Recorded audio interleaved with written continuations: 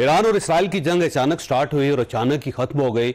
दुनिया बड़ी हैरान है कि अगर इसे अचानक खत्म होना था तो ये शुरू क्यों हुई थी, और दूसरा ये है कि इसको शुरू करने में अमेरिका का एक किरदार था और इसे ख़त्म करने में भी अमेरिका का एक किरदार है।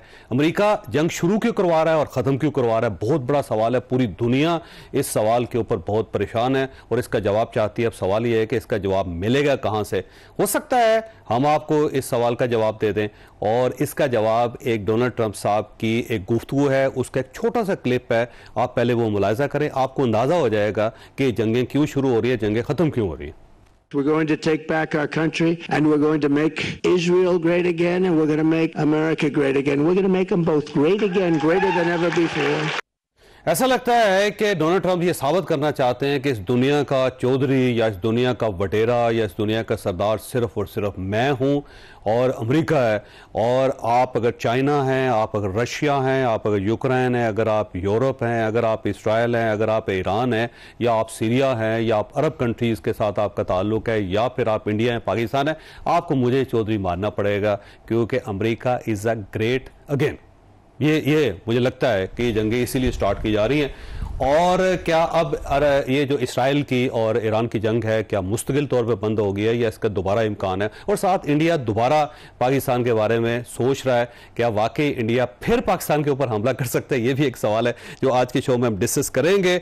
और इसके साथ एक बहुत बड़ा सवाल ये है कि जिस बुनियाद पर यह जंग स्टार्ट हुई थी वो थी 400 किलोग्राम यूरेनियम, और अमेरिका का ये कहना था, यूरोप का कहना था, इसराइल का ये कहना था कि इनके पास 60 ग्रेड की एक यूरेनियम मौजूद है और वो 400 किलोग्राम है। अब सवाल ये है कि वो गई कहाँ?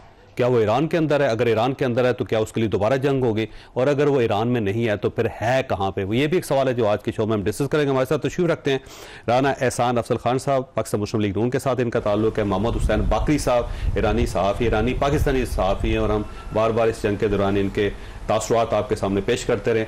Air commodore retire Khalid Chishti साहब हमारे साथ तशरीफ रखते हैं, दिफाई तजिया कार है। बाकरी साहब आपकी तरफ आने सर, ये फरमाइएगा कि आपको अचंभा नहीं हुआ, हैरत नहीं हुई कि जंग अचानक ही खत्म होगी? बिस्मिल्लाहिर्रहमानिर्रहीम। जी, हैरत की बात तो नहीं थी एक्चुअली। जब ईरान ने कल रात या कल सुबह 2:30 बजे रिटेलिएट कर दिया एक पैगाम के साथ, तो हमें भी ये लग रहा था कि अब इस रिटेलिएशन के बाद जंग ख़त्म होने वाली।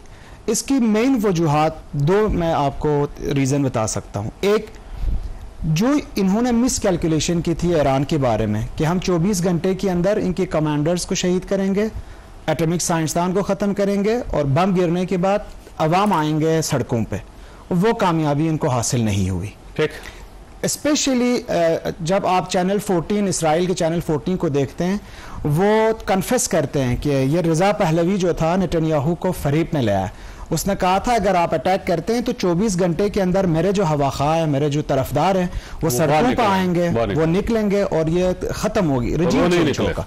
वो नहीं हुआ।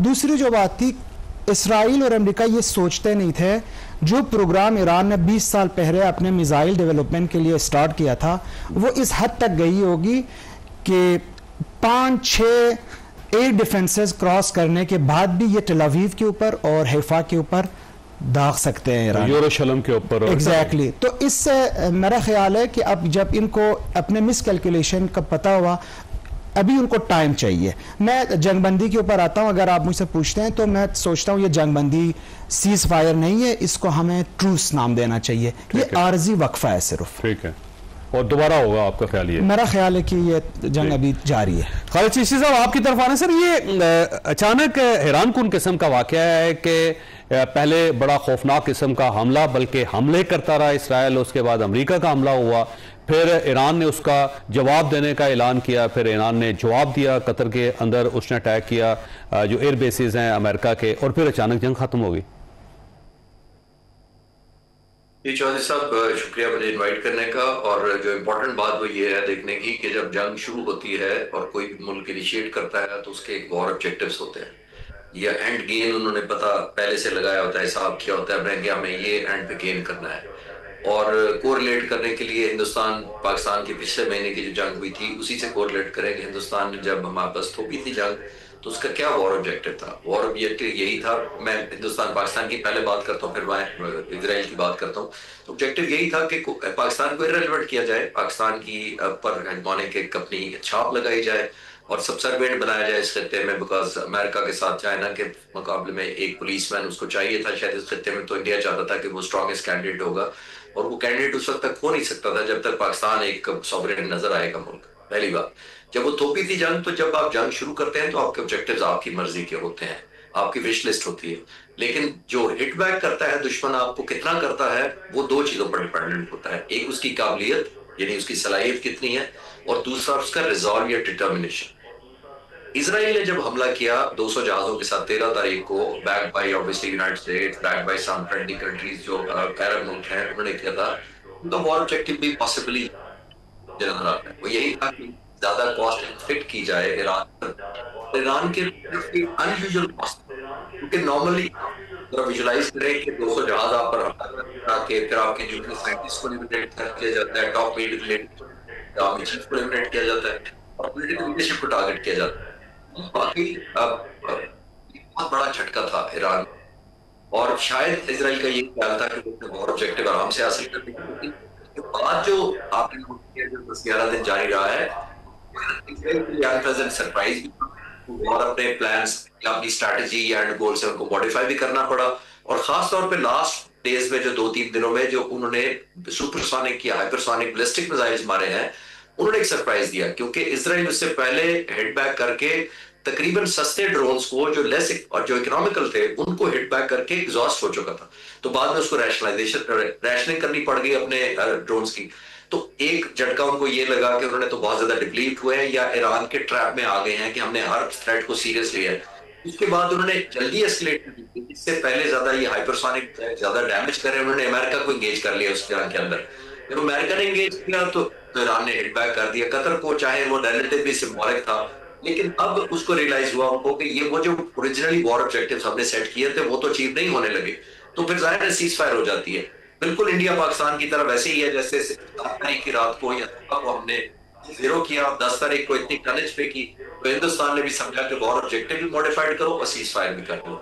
ये दुनिया इसी तरह आपके साथ मानना चाहती है जब आपके ऑब्जेक्टिव को डिनाई करती है। ठीक हो गया।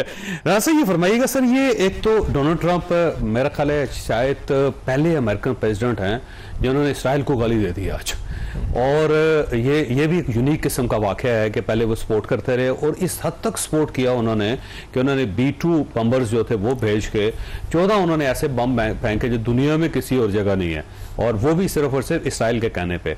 और आज इसराइल को उन्होंने गाली भी दे दी, तो कि अमेरिका करना क्या चाहता है? बिस्मिल्लाहिर्रहमानिर्रहीम।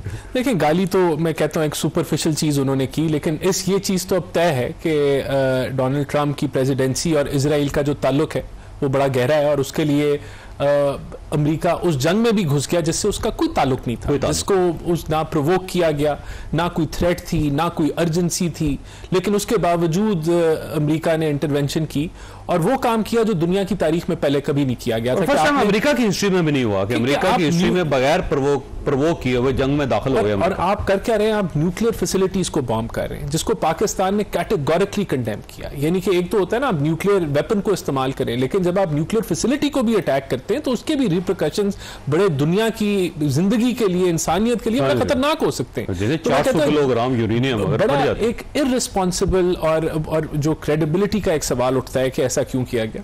लेकिन देखिए, बात यह है कि इराक का जो इवेंट था उसके बाद तो नदामत तो दिखाते हैं, टोनी ब्लेयर ओपनली नदामत दिखाता है कि हमने गलत किया और हमारे पास इंटेलिजेंस फेलियर था और वो मेरी जिंदगी की सबसे बड़ी गलती है, और अमेरिकन भी समझते हैं कि ये एक गलत इकदाम था। तो लॉन्ग डॉन वॉर में तो अमेरिका ने जाना नहीं था। इसराइल का मिस एडवेंचर था, इस नीयत से था कि वो जो उनकी जो इंटेल अंदर बैठी हुई थी जिसने वो हलाकतें की टॉप लीडरशिप की, कि वहां से कोई रिजीम चेंज हो जाएगी, वो नहीं हुई, बल्कि यकजहती हो गई, उसके बरक्स हो गया कि ईरानी कौम जो है वो इकट्ठी हो गई। और दूसरी तरफ ये था कि जो न्यूक्लियर फैसिलिटी उसको वो जो है वो हिला के रख देंगे, वो भी ईरान का क्लेम है कि उसको भी कुछ नहीं हुआ और वो रिकवरेबल है। बल्कि मैं समझता हूं कि जो वो करना चाह रहे थे उससे और रिजॉल्व स्ट्रांग होगा ईरान का कि अगर वो इसको परसू करना चाहें। लेकिन सबसे बड़ी चीज क्या हुई कि इजराइल और एक्सपोज हुआ दुनिया के सामने कि इजराइल जो है वो एक एग्रेसर है और एक अनप्रोवोक्ड वॉर के अंदर उसने एक अपनी वो ख्वाब जो 1995 से वो देख रहा था जिसकी कोई बुनियाद नहीं थी, जो झूठ के ऊपर मबनी था, उसको उसने परसू किया। और अमेरिका ने क्या किया, उसने यूनाइटेड नेशंस के चार्टर को वायलेट किया, उसने IAEA के कानून को वायलेट किया, उसने इंटरनेशनल लॉ को वीकन किया। तो मैं समझता हूं चौधरी साहब जो आप अपनी इंट्रो में कह रहे थे कि वो कोई बड़ा चौधरी बन गया है, मेरे ख्याल से ये अमेरिका की रेपुटेशन, अमेरिका की तरफ मुल्क किस तरह देखेंगे उसको नुकसान हुआ है। और ये काफी, और फिर देखें एक मिथ थी, यानी क्रेडिबिलिटी को डेंट पड़ा है, बहुत बड़ा डेंट पड़ा है। और मैं समझता हूं कि इसके बाद ये इसके लॉन्ग टर्म रेपरकशंस आएंगे अमेरिका के लिए। देखें दूसरी चीज ये कि इजराइल इम्पेनेट्रेबल नहीं है, कि इजराइल का जो आयरन डोम है या जो डेविड स्लिंग है कि कोई उसको जो है वो पेनिट्रेट नहीं कर सकता। मैं समझता हूं ये मिथ जो है ईरान ने उसको गर्क करके रख दिया। और एक पॉइंट ऐसा था कि डेस्परेट हो गया था, नेतन्याहू भी डेस्परेट था, पूरी इजराइल कौम जो है वो नेतन्याहू को गालियां निकाल रही थी और वो एक प्रेशर में था अगर अमेरिका इंटरवेंशन ना करता तो ये और तरफ जो है वो। तो मैं समझता हूं इसके अंदर बिल्कुल एक जो है ये सीज फायर जो पाकिस्तान की काविश थी वो तो यही थी कि हम पीस थे और हम समझते हैं कि इस रीजन में स्टेबिलिटी बड़ी अहम है। हमने वो कलीदी रोल अदा किया, प्राइम मिनिस्टर ने अदा किया, आर्मी चीफ ने अदा किया। एज ए नेशन पाकिस्तान जो है बड़ी क्लैरिटी के साथ, मेरे ख्याल से कोई कंफ्यूजन नहीं थी और शायद ही ऐसे इस दुनिया में मुल्क हों जो इतनी क्लैरिटी के साथ अपना स्टांस आगे पेश कर रहे थे। और इसको एक्नॉलेज भी किया ईरानियों ने, उनकी असेंबली ने एक्नॉलेज किया, यूनाइटेड नेशंस में जो उनका सिक्योरिटी काउंसिल का रेप था उसने एक्नॉलेज किया। फिर उसके अलावा जो है जितने इजलास बुलाए गए वो चाइना, रूस और पाकिस्तान की जो है वो कॉल पे बुलाए गए। तो मैं समझता हूं कि ये क्लैरिटी बड़ी जरूरी थी, पाकिस्तान ने अपना रोल अदा किया और मजीद हमें आगे भी करने की जरूरत है कि ये देखें ये कॉन्फ्लिक्ट कहीं किसी के मफाद में नहीं है, इससे किसी को कोई फायदा नहीं होता और पाकिस्तान ये स्टेबिलिटी और पीस यहां इस रीजन में लाने के लिए अपना रोल जो है वो अदा करता रहेगा। मैंने ब्रेक लेनी है, बाकी साहब आपके पास सवाल छोड़ के जा रहा हूं कि कहा यह जा रहा है कि जब ये जंग हो गई तो वो चंद घंटों के बाद दोबारा शुरू हो गई और जो इसराइल की तरफ से दोबारा शुरू की गई थी वो एक रेडार बचा था ईरान का उसके लिए और एक साइंटिस्ट बचा था उसके लिए, उसने दोबारा हमला कर दिया। छोटी सी ब्रेक और ब्रेक के बाद दोबारा